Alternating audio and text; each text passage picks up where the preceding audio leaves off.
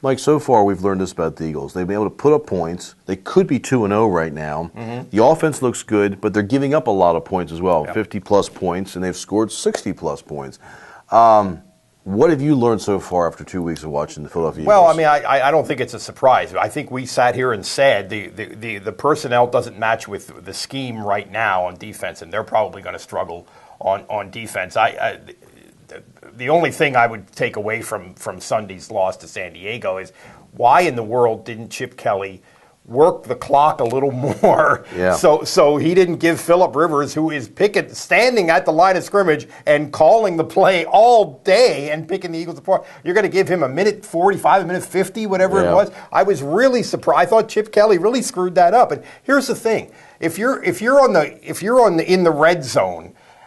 With a conventional NFL offense, you're thinking, okay, take 3 shots in the end zone, throw the ball in the end zone 3 times. With the Eagles, the key to what they do is they spread you out. Okay, run your option game, run your stuff, use your timeouts. Yep. I don't think that's playing for a field goal. I think that's being aggressive. That's the best thing about that offense. So that was a really, and in fact, I'm surprised he hasn't gotten ripped more in the media for that. Yeah, I was watching it, longing for the days of Andy Reid's clock management, and that's saying something. Didn't think we would hear that sentence from but the come start. on, he had all that time left in the clock, and they had to settle for a field goal. Yes, they have the lead, but the Chargers didn't punt all game. They didn't punt once, right. So you're thinking he's going to move it down the field, and he did. And then he's taking timeouts. Kelly is.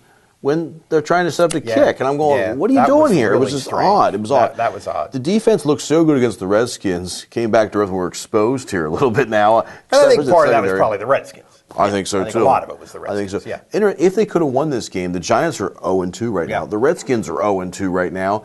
The Cowboys 1-1. This would have put them in first. So it was in the context of the division, it would have been one that you really wanted to get. Nate Allen, they were picking everybody in the secondary. Nate Allen was the draft pick that I thought was horrible at the time. The Eagles moved up. Everybody thinks they're going to take Earl Thomas, who went to Seattle, is a 2-time Pro Bowler. Instead, they take Brandon Graham. Where is he on the field?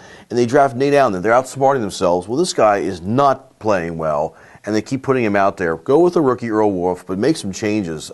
This is going to be. Well, we didn't think they were going to be that good this year. Now they're starting to show it. Well, as Chip Kelly said, there aren't any safeties out in the street.